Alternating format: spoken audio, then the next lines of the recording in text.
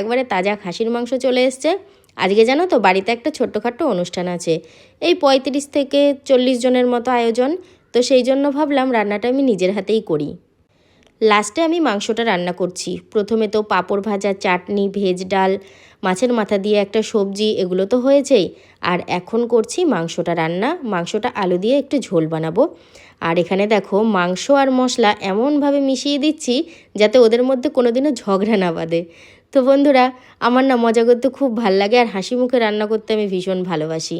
আর রান্না করতে করতে যদি মুখ গোমড়া করি তাহলে মাংসে আমি যতই মশলা দিই না কেন একটুও স্বাদ আসবে না, এটা আমার ব্যক্তিগত বিশ্বাস। আর লবণটা আমি যে পরিমাণে দিয়েছি পরে আর একটুও দিতে হয়নি, একদম পারফেক্ট লবণ হয়েছে। আচ্ছা বন্ধুরা, তোমরা তো মাংসটা বেশ খানিকক্ষণ ধরে দেখছো, তোমরা একটু অনুমান করে আমাকে কমেন্টে জানাও তো এখানে কত কেজি মাংস হতে পারে। তো তেলের মধ্যে আমি পেঁয়াজগুলো দিয়ে নাড়াচাড়া করছি।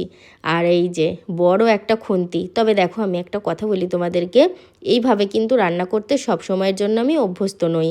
আমি করছি ঠিক আছে মনের জোরে, পারবো, চেষ্টা আছে, আমাকে করতে হবে, এটা নয় যে আমি খুব পারদর্শী, তো সেটা নয়। ওই জন্য আমি বলে দিলাম, আমি যেটা নই সেটা কেন ফালতু বলতে যাব। আমি অনেক হাজার হাজার মানুষের রান্না করতে পারি, শয়ে শয়ে মানুষের রান্না করতে পারি, সেরকমটা নয়।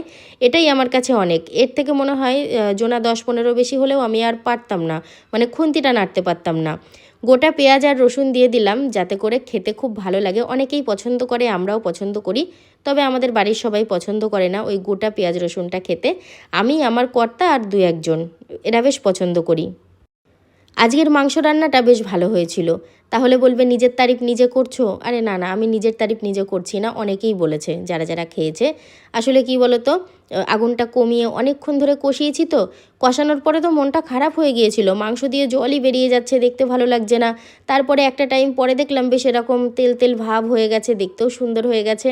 আর এই গামলার মধ্যে আমি যেহেতু মাংসটা মশলা দিয়ে মাখিয়েছিলাম, তো ওই গামলাতেই জল ঢেলে দিয়েছিলাম, আর তার মধ্যেই মাংসটা দিয়ে ভালো করে ফুটিয়ে নিচ্ছি। তবে আমি কিন্তু প্রথমে আলুগুলো ভেজে নিয়েছি, যেটা তোমাদেরকে শেয়ার করা হয়নি।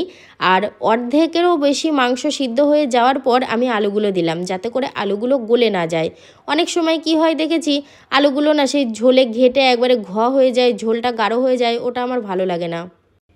নিজের হাতে রান্না করে খাওয়ানোর যে কী আনন্দ, সেটা যারা নিজের হাতে রান্না করে কাউকে খাওয়াতে পছন্দ করে তারাই জানে। আমার খুব ভালো লাগে আমি নিজের হাতে রান্না করে কাউকে খাওয়াবো, তাতে রান্না যেমনই হোক না কেন। দেখো তো বন্ধুরা, রান্নার পরে তরকারিটা দেখতে কেমন লাগছে, একবারে লাল লাল ঝাল ঝাল হয়েছে।